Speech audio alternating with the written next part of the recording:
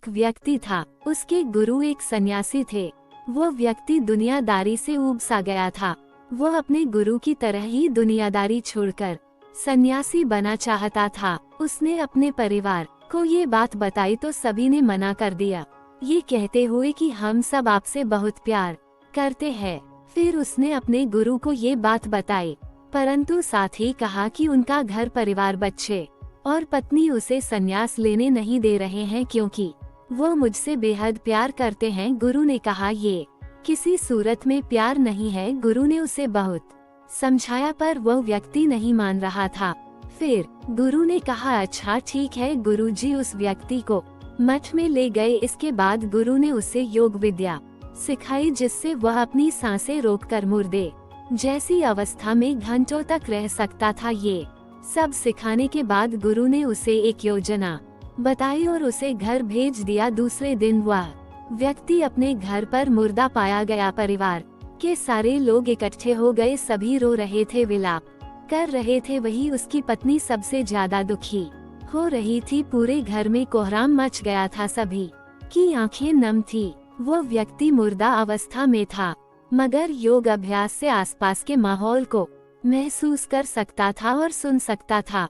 उसे बड़ा सुकून मिला कि उसका परिवार उसे कितना प्यार करते हैं। अंततः उसने संन्यास का इरादा त्यागने का फैसला कर लिया। कुछ ही देर बाद उस व्यक्ति के गुरु वहां पहुंचे। गुरु ने सभी को शांत किया और अपने शिष्य के पड़े शव को देखा। कुछ देर शव को देखने के बाद उसके परिवार वालों को कहा इस शव में जान फूंका जा सकता है, इस व्यक्ति को मैं अपनी विद्या से जिंदा कर सकता हूँ। ये बात सुनकर घर के सभी लोग बहुत खुश हो गए।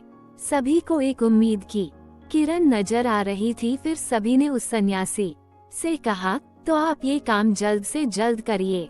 इस पर उस सन्यासी ने कहा एक समस्या है, इस कार्य लिए परिवार के किसी अन्य सदस्य को अपनी प्राण त्यागना होगा। ये सुनकर सभी लोगों की सांसें रुकी की रुकी रह गई। सभी ने एक दूसरे को देखा। सन्यासी ने परिवार के सभी सदस्यों से एक एक कर पूछा पर किसी ने भी हाँ नहीं कहा। सभी ने अपनी जान की जरूरत बताई और अपनी जिम्मेदारी भी। सन्यासी ने फिर उस व्यक्ति के पत्नी से कहा अगर ये नहीं रहे तो तुम कैसे जियोगी। उसकी पत्नी ने तुरंत जवाब दिया मैं इनके बगैर भी जी लूंगी। गुरु ने उस व्यक्ति के बच्चों से भी यही सवाल किया, उनका भी जवाब न ही थी। फिर यही सवाल उस व्यक्ति के माता पिता से किया, उनका भी जवाब एक ही था। इसके बाद गुरु उस व्यक्ति के शव के पास आए और बोले हे व्यक्ति तुम उठ खड़े हो जाओ। वो व्यक्ति उठकर बैठ गया। फिर उसके गुरु वहां से जाने लगे। उसने अपने गुरु को रोका और गुरु से कहा मैं भी आपके साथ चलता हूँ। अब उस व्यक्ति को समझ में आ गया था कि उसकी जरूरत उसके घर में कितना है। अब वह एक पल भी अपने घर में रहना नहीं चाहता था। इस कहानी हिंदी में से हमें ये सीख मिलता है कि आपके होने न होने से किसी पर ज्यादा कुछ असर नहीं पड़ता है।